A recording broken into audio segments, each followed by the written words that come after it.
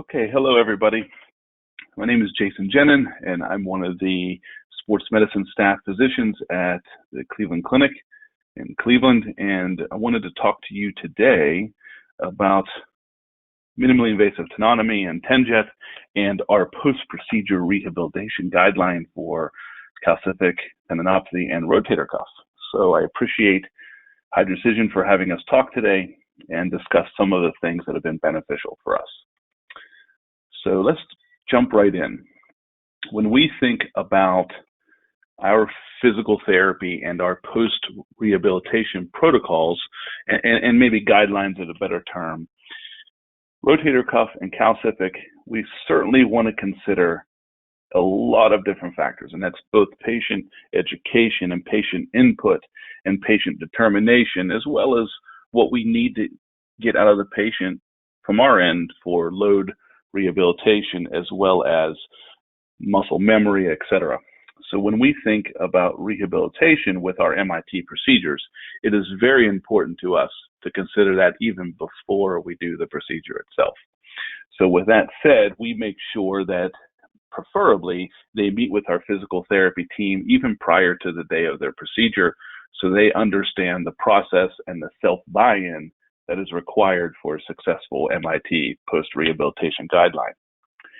So we consider phases when we treat our patients and we give them these guidelines. And so much so as things are evolving, we want to make sure that we understand, just before I even talk about this slide, that there are certainly patients who will rapidly move through phase 1 and can be addressed into phase 2 and phase 3 faster. And there's certainly the opposite, those patients that go at a snail's pace through all of these phases. We want to respect those. We want to be able to blur those lines between the phases where appropriate, responding to a patient on an individual basis, as that's the most important key to treating our patients successfully. So with that being said, phase 1 protection, immediately after procedure, we're not a huge fan of slings at the clinic, at least myself and my good friend and colleague, Dr. Dominic King. When we came up with this, we want to consider, we limit our sling use to 3 to 5 days. We encourage them to get out of it early and often. We love pendulum exercises. Those pendulum exercises are taught to them the day of the procedure, and again, even prior to that, and just reinforced, and that they should do it often, especially if they're doing the sling. We like to reinforce that understanding of the home exercise program. Several patients today are coming in with postural habits that are poor, that include upper cross syndrome, that include poor cervical seating in an anterior position, a lot of computer use, a lot of phone use. We want to kind of break that habit and have patients understand that their positioning and their use of these devices or job role or sports role or sports positioning, all of this plays a role in their presentation of pain. And so when they understand that part of it's on them to improve their postural habits and on them to continue to exercise, the buy-in is just that much better. So we also start early on, especially for our heavy lifters, our CrossFitters, the importance of load management, and that even though a patient may feel better, it may be a little early to start something heavier than 5 pounds. And certainly if a patient has other parameters of measurement such as FMS or SFMA or anything like a TPI evaluation prior to, we like to consider that going forward and reassessing, but also to consider cervicothoracic mobility and scapular activation as sort of indication on per patient basis. As we move forward into the end of the first week, beginning of the second week, even over into the third week, we want to restore function. We want to increase the metabolic activity to that tendon that's now been augmented and removed of the degenerative tissue. And so we start thinking about more exercises. We want to educate tempo, and we want to make sure that they're not using too much scapular compensation, that they're doing all of the exercises correctly.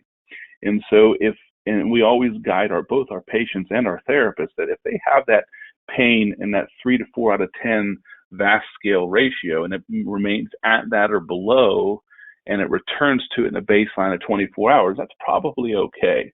We can say that we can move forward cautiously with monitoring on their load adaptation. But if they start getting more pain to that and say it goes from a 5 to a 6 and the next morning it's still at a 5, we always just advise back away and probably inform the treating MD. And still at this time, we don't want to do a whole lot of repetitive lifting, and especially nothing really greater than about 10 pounds. Again, case specific. And then in the last of the reload phase, we want to start getting that tendon used to repetitive management, okay? And that is progressive repetitive activities with that re-education of that load management to understand of recovery methods, which is all really, really important. Our expected return, as we discuss rotator cuff as well as calcific tendon, is usually returned to sport by that 4 to 6 week mark. We expect a return to work or repetitive usage by 4 weeks. Now, you could do light desk duty earlier than that, but if they have a job that requires them a lot of repetitive and or loading use, it's usually about 4 to 6 weeks for us as well.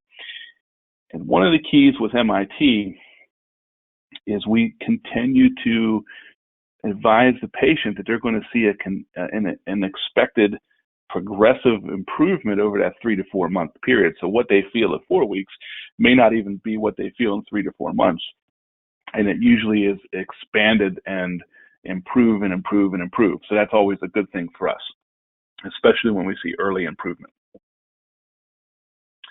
When we're considering our rotator cuff tendinopathy, we typically see them in the office for the physician at week 8.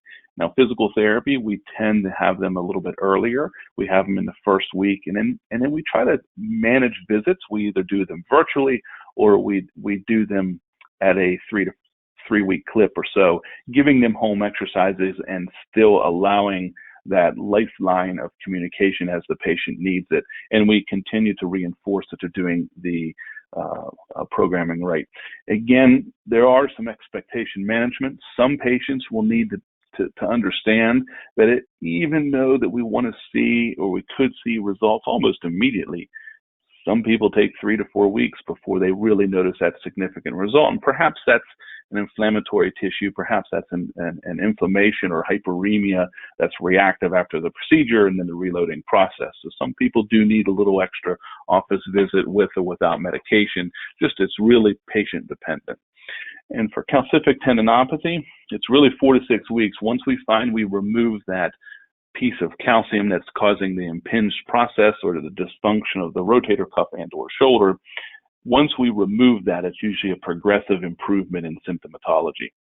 Rotator cuff tendinopathy, as we are going intratendinous and removing degenerative tissue and then reloading the tissue itself, sometimes it does take that 3 to 4 months to continue to get the progressive improvement, as we noted on the slide before, until they get that full function and feel like they're quote unquote forgetting about the shoulder on a daily basis.